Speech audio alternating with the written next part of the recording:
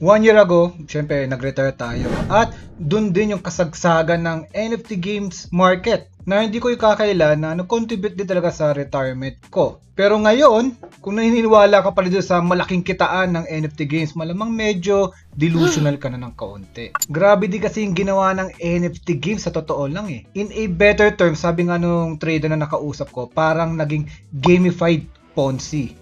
Pero kung tutusin, halos yung buong mundo parang isang malaking Ponzi na rin eh, no? Bumabagsak yung local market natin, PSEI, yung US market, yung crypto market kasi mga walang buyers. Lahat pupunta sa US dollar, pati yung mga forex trader medyo nakaka-hype na rin, no? Gaganda ng mga gains sila at may mga pumapasok na investors, patuloy pa rin ang pagtaas ng US dollar, maybe because that is safe or na-hype lang din, no? Parang yung ginagawa ng mga Ponzi. Pero kung titingnan mo, no? Isang malaking factor dun, no? Para hindi ka matawag na Ponzi is having a real world utility. For example, yung stock, may mga dividends, may mga totoong kumpanya. Crypto, may mga projects na which is legit na sinasang-ayunan na rin ng mga bangko. Then, para hindi buwagsak, kailangan ng liquidity. AKA maraming participation dun sa isang asset or sa isang market in general. So yun ang para sa akin na kaya ako nasabi malamang dito sa title nitong video na to na yung NFT games, ang future niyan talaga is free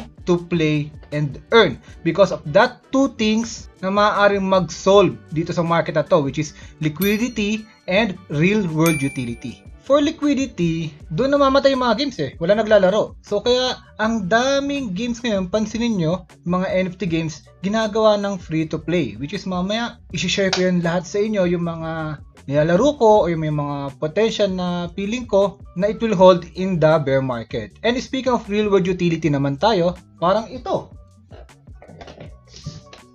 Binili ko to mga 19,000 kasama bala. Wala naman akong kinikita dito. But the enjoyment, yun yung binili ko. Yun yung real world utility na binayaran ko dun sa gumawa nito, pati dun sa gumawa ng game na binili ko rin. Which is, kung titignan natin, yun din ang susi talaga, no? Na maging enjoyable siya. At kung mga free-to-play like Genshin Impact or yung mga napakadaming laro sa mobile na free, kailangan din natin i-adjust yun or gayahin ng mga NFT games kung paano sila kumikita doon. Hi guys, I'm John aka Soral. Welcome to your YouTube channel. Huwag mong kalimutan mag-like, share, subscribe, pati i-hit rin ang notification bell kasi marami pa akong tips and opportunities para sa inyo. Kaya, let's go!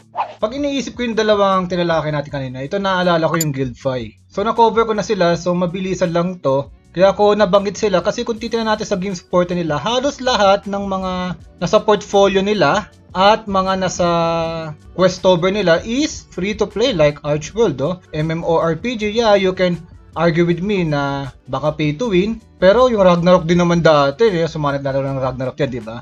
Halos bumibili tayo sa mga kapwa natin, di ba?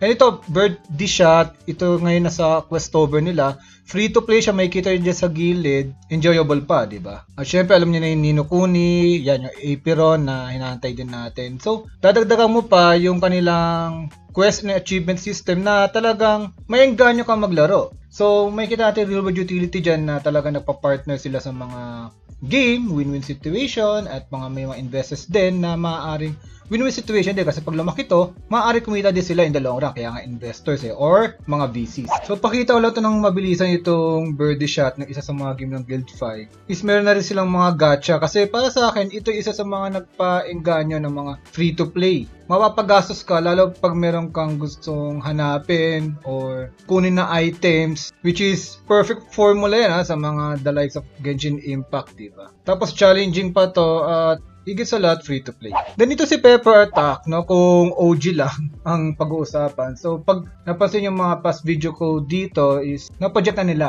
no, na yung nakalagay sa white paper nila na magkakaroon sila parang real world utility in terms of yung token nila is gagamitin pambili ng mga real world asset. Dagdagan mo pa is recently nga nag free to play na rin sila. Talagang papunta na doon para magkaroon ng liquidity. At yun, nagkakaroon tayo ng premyo dito. Hindi siya katulad dati na isang click kita, pagkatapos mo yung stage, kikita ka, hindi. No? Kailangan maging nasa leaderboard ka para makakuha ka ng mga tokens or NFTs. So medyo that's na yung mga click to earn talaga. So isa pa tong HemoWorld na halos kinagaya na rin, no, yung mga diskarte ng mga traditional games na free to play. Kung titinan nyo, bumili ako dito recently ng premium pass. Kasi nga, nagoyo ko, joke lang. Nakaka-addict din kasi. Gusto mong manalo. So mga 1,000 pesos din yun. Or kung bibili ka ng mga crystals, no. Tapos, pag ines mo yan, ayan, automatic, ibabawas sa Gcash mo. So talagang nag-e-evolve na, no? Ang problema ko lang ngayon sa HemoWorld is hindi ganun ka-active yung kanilang socials. But patuloy pa rin naman sila nag-i-improve like this mirror challenge na parang tinatanggal yung pay to win eh.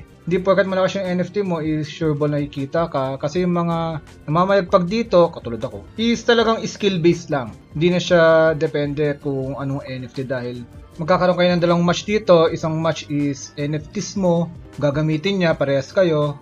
Then, yung pangalawang match is NFT niya naman ang gagamitin mo, pero parehas kayo. Kaya nga mirror match. Kumbaga, magkakalaban na lang sa skills. So, syempre, isa rin to si Dragon Master na nandun sa Google Play Store. And kung future naman ang titinan natin, itong Cross the Ages kasi marami din silang mga investors, VCs, free-to-play din sila. Pero ngayon, early access pa lang makapunta dito kung meron kang NFT. But still, the future, free-to-play pa din. And isa nga ako sa mga nag-invest dito kasi nakikita ko may future sila dahil talagang may kwento. Hindi lang basta nilabas lang or paklik-klik lang. No? Kailangan mo rin ng lore sa isang laro and syempre dapat challenging na ipinakita ko on the past videos about Cross the Ages.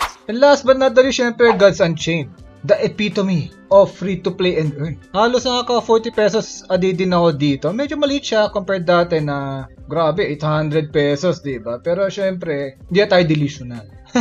Pero kailangan mo rin ng skills para ikaw ay mamayagpag dito, hindi lang puro kitaan din. Kailangan gusto mo rin talaga yung nilalaro mo at alam ko madami pa dyan na free-to-play and earn. Hindi ko mako-cover lahat yan kasi hindi ko rin naman lahat yan malalaro.